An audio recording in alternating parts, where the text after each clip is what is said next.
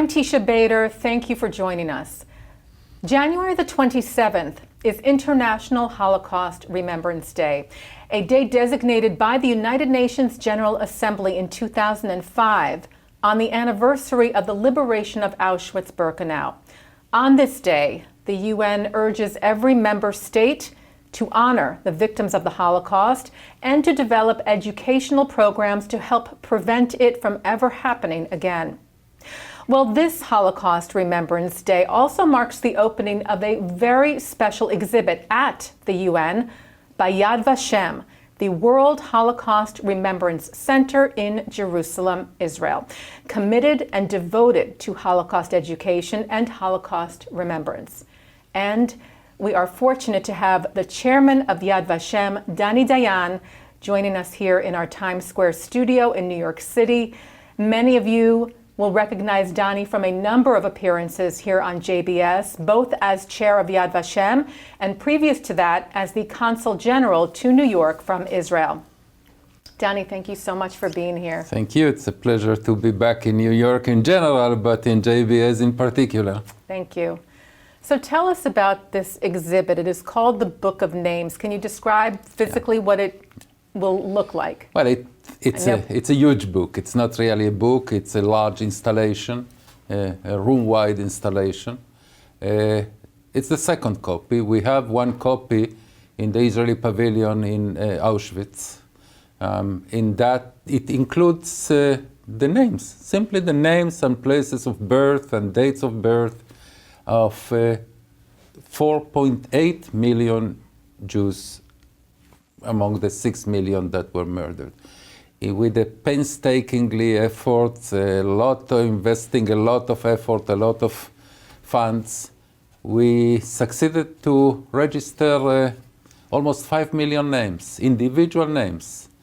I think that whoever sees that book, the Book of Names, and especially if he looks for a particular name, for an individual name, and finds it, it's one of the most moving experiences you can imagine. As I said, the original one is in Auschwitz, and we decided to build an additional copy that will be permanently in Jerusalem, in Jerusalem. But we thought that before we bring it to Jerusalem, it should be for a few weeks exhibited in the United Nations as the place that should symbolize. I'm not sure it fulfill its mission, but should symbolize the decision of the family of nations that something that like the Holocaust will never happen again. Now we're catching you just ahead of the opening.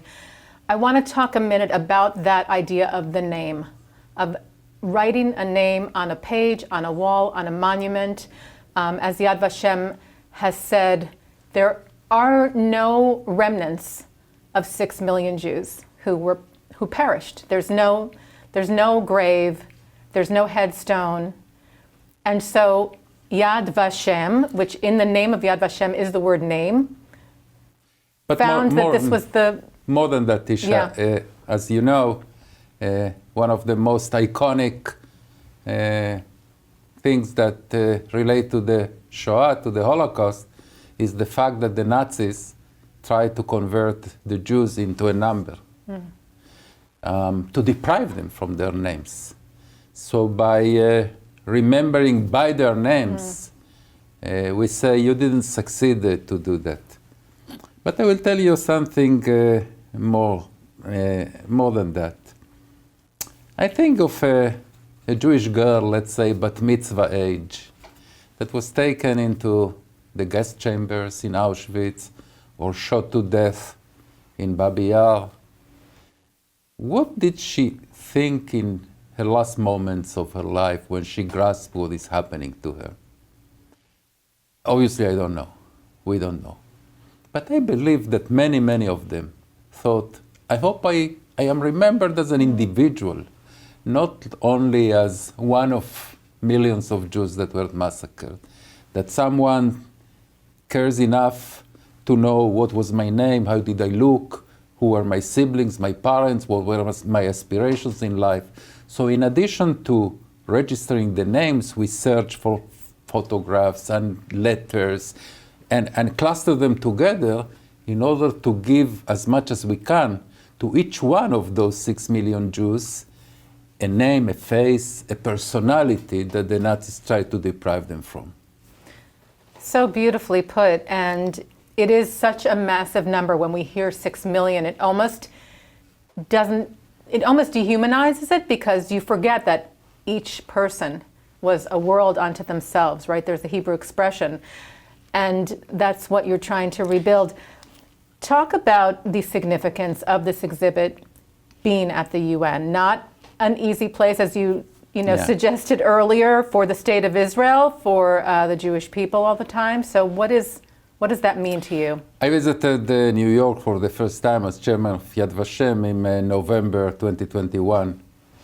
And I met an old acquaintance, the Secretary General of the United Nations, Antonio Guterres, whom I know from my days as Consul General in New York.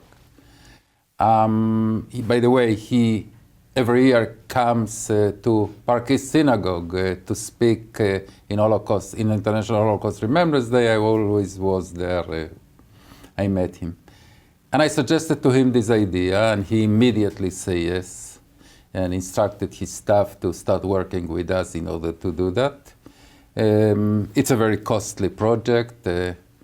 We succeeded to raise the funds through the generosity of New York family, Barry Rubinstein, and we decided that the United Nations is the place to inaugurate it. Not because the United Nations, as I said, does a good job in preventing calamities, in preventing wars, in preventing catastrophes, but in order to encourage the United Nations to do its job better. We see also here in the United States a resurgence of anti-Semitism. I'm not implying that Holocaust education or Holocaust awareness is the cure for anti-Semitism, but it's important to remember not the anti-Semites, the decent persons, how important it is to confront anti-Semitism immediately, vigorously, forcefully, before it metastasizes into monstrous dimensions. So also it has a present-day relevance in this country, in the United States, but also all over the world, where anti-Semitism is thriving, unfortunately.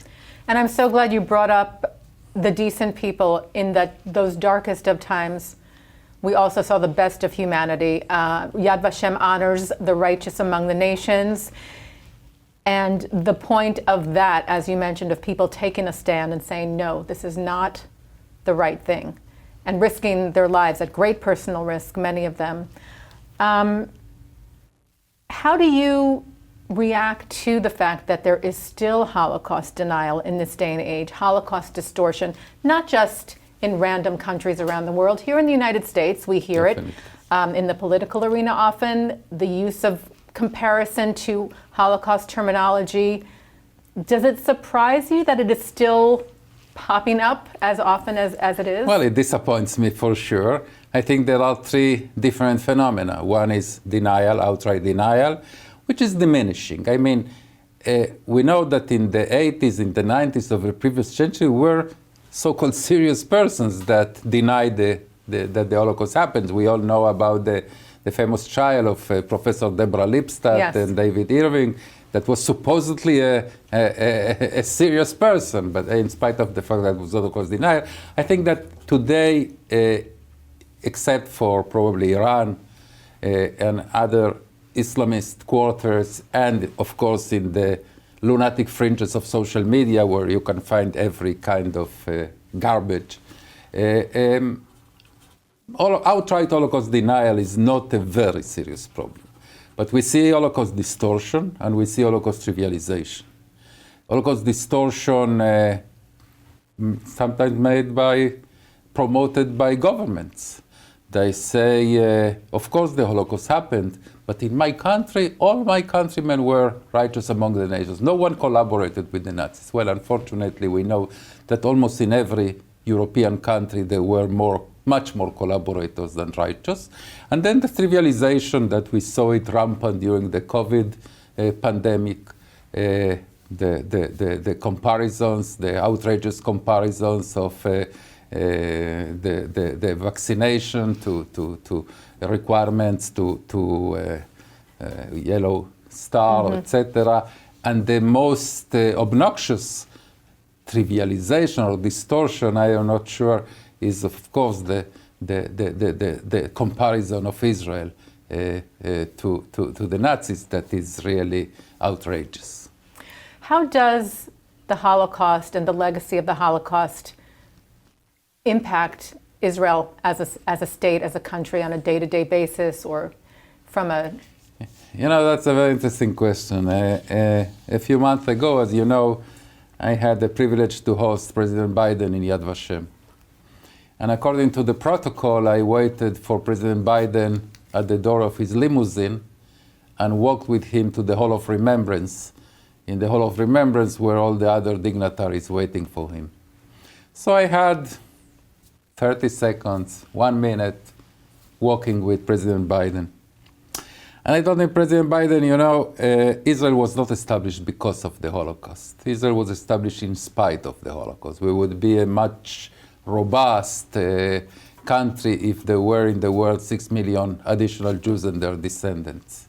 But, I told him, you cannot understand Israel without understanding the impact that the Shoah has on us. And then we arrived to the Hall of Remembrance, and they were waiting for us, for the president actually, the president of Israel, Yitzhak Herzog, Prime Minister Yair Lapid, then Prime Minister, and then Minister of Defense Benny Gantz. And I told the President Biden, Mr. President, look, you remember what I just told you? Look, there are the two most powerful Israelis, Yair Lapid and Benny Gantz, the Prime Minister and the Minister of Defense. Both of them are children of Holocaust survivors. Mm-hmm. So, of course, they were impacted. They are impacted by the Holocaust, by the Shoah, by the determination that it will never happen as again. And I have no doubt that also now Prime Minister Netanyahu and all the others, when they consider confront the Iranian nuclear threat, they think constantly about the Shoah. So you were going to Germany, actually, also just ahead of the opening of this exhibit to present. Are you presenting something at the Bundestag, at the German Parliament? Tell us about that. That's it. That's right. We exhibit in the Bundestag, in the German Parliament in Berlin, 16 original objects from our collection. Why 16? Because there are 16 states that compose the German Federal Republic.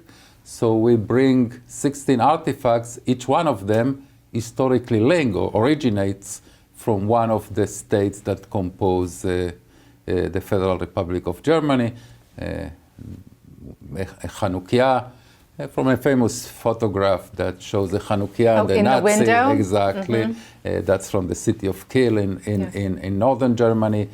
A flag that 15 young Jews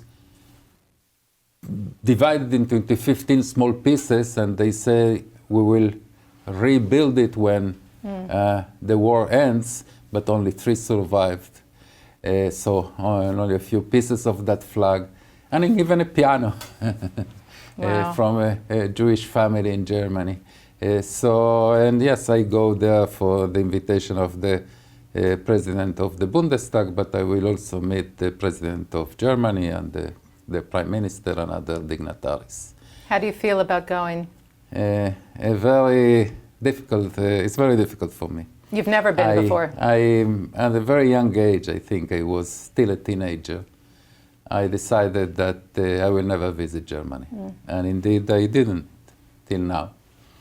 But you know, the same reason that prevented me from going to Germany until now as a private person brings me to Germany as Chairman of Yad Vashem. Because the reason I didn't go to Germany is not about hate. It was about remembrance. It was my way to remember. There is one place you don't travel to because something happened there, something terrible happened here. But now I have the fact that I am Chairman of Yad Vashem gives my visit to Germany much boosts remembrance. So the same reason that prevented me from going is the reason that brings me now, that makes me travel to Germany for the first time in my life. I'm sure it'll be a very mixed emotion. No doubt. It won't be easy. Yeah. Will you be visiting any sites of... I will visit the memorial. I will lay a wreath in the memorial in Berlin. I will visit the Jewish Museum with its architect, my good friend Daniel Libeskind, that will be in Berlin those days. And a lot of meetings, especially with, as I said, with President Steinmeier, with Chancellor Scholz, with the Minister of Finance, with the Minister of the Interior, and with the Jewish community, obviously.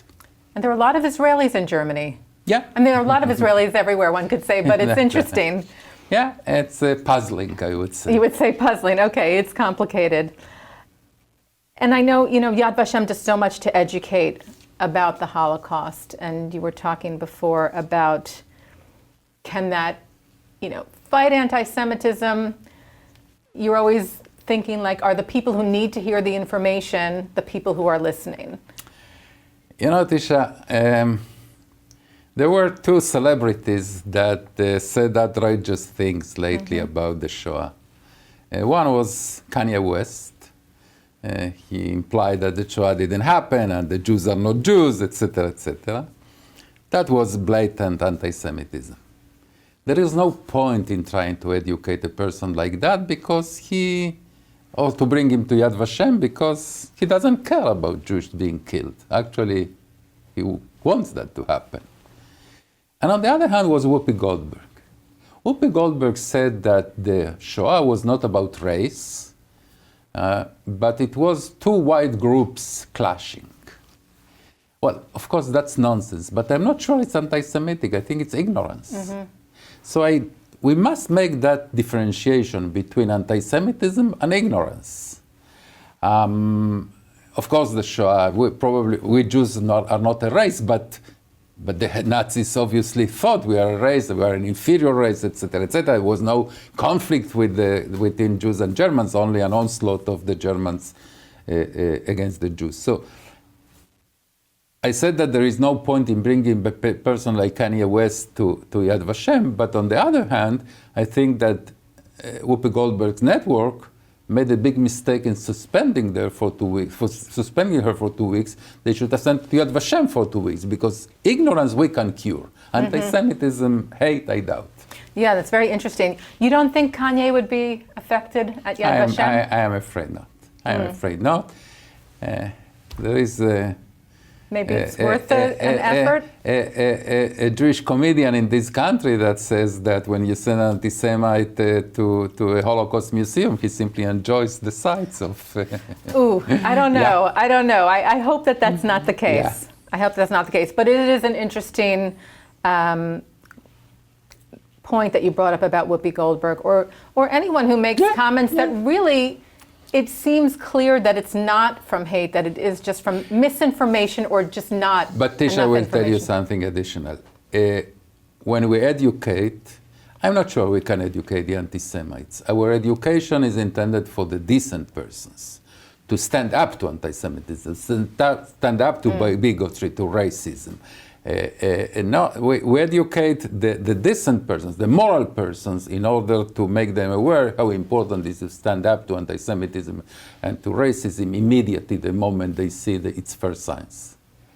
That's an interesting point, because I was thinking about this exhibit at the UN and wondering who is going to come and see it. In a way, you're like, well, we're preaching to the choir. We know that there are a number of member states that will gladly go and take it in the United States, Australia, Great Britain, what have you. Do you have any hope or way to get member states like, let's just say Iran, okay, let's take the most extreme example. Is there an effort, or are you doing anything, or is there any way to sort of... It will be extremely difficult, but I believe that in many other countries we are very encouraged by the fact that the UAE started a curriculum on Holocaust studies in their schools. We are trying to help them. doing that. So that, for instance, is very encouraging. We already had in Yad Vashem seminars for Moroccan teachers, Bahraini teachers, and that is extremely encouraging. By the way, something that unfortunately didn't happen with Jordan and Egypt, in spite of the fact that we have peace treaties with them for much longer time. And when you do welcome dignitaries on a regular basis to Yad Vashem. Indeed. Can you just share with us some of I love what you said about President Biden and how you put things to him. Are there other moments that stay with you? I tell all the dignitaries that come to Yad Vashem, I make a point in telling them that there are many lessons from the Shoah. And every person is entitled, every decent person is entitled to his or her lessons. But I am also entitled to my lessons, and I have many. But there are two that I always share with dignitaries, with leaders that come to Yad Vashem. The first is the existential necessity of an independent Jewish state. Israel, as I said, was not established because of the Holocaust, but is the guarantee that no, it will never happen again to the Jewish people. And the second is about anti-Semitism. I'll tell them, if you come here and say never again, you know, they sign the book, and almost every leader ends with a never again. I tell them never is now. Not because we are in the anti-Semitism in the world, in America or elsewhere, is not of the level of Europe of the 1930s, Germany of the 1930s. No, we are far from it. But, you know, there is one difference between our generation and the generation of the 1930s. And the difference is that we have experience. Probably they thought in the 1930s, Jews and non-Jews. Okay, they burn books, that's bad. They burn synagogues, that's awful, but they will never burn human beings. We don't have that pretext. We know that whoever starts burning books can finish burning Jews, burning human beings.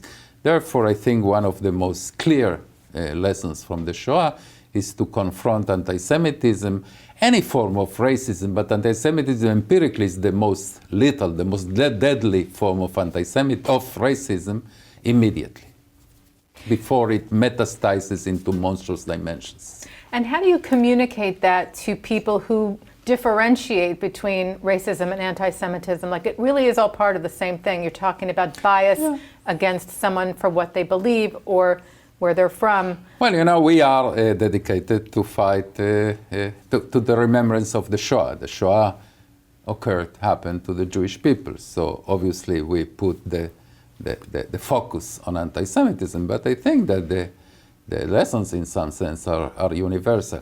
You know, the fact that we made a strategic decision that sometimes is misunderstood. We made a strategic decision that 6 million Jews that were murdered deserve an institution that is exclusively dedicated to them. For that reason, we are not prone to comment on other conflicts, other genocides, not because we don't care, we care a lot. But it's very important to give the 6 million Jews an institution that is exclusively dedicated to them. Talk about the survivors. Time is running out, really. The survivors are now in their 80s, in their 90s. What does that mean for Yad Vashem, and what does that mean for the Jewish people? Yeah, and for that is very unfortunate, but it's also inevitable. And we are preparing for that era in which our task will be much more difficult, no doubt, but it will also be much more vital, much more important. I suspect that when that happens, that will be the happy hour of the denialists and the distortionists much more than now, because no one will be able to stand up to them and say, I was there, I know what happened.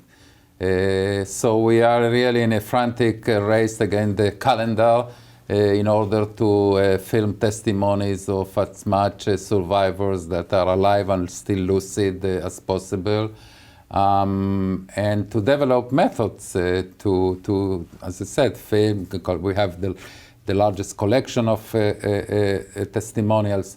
But you know, Teisha, I also never forget that 6 million Jews had never had the privilege to sit in front of a camera and give testimony.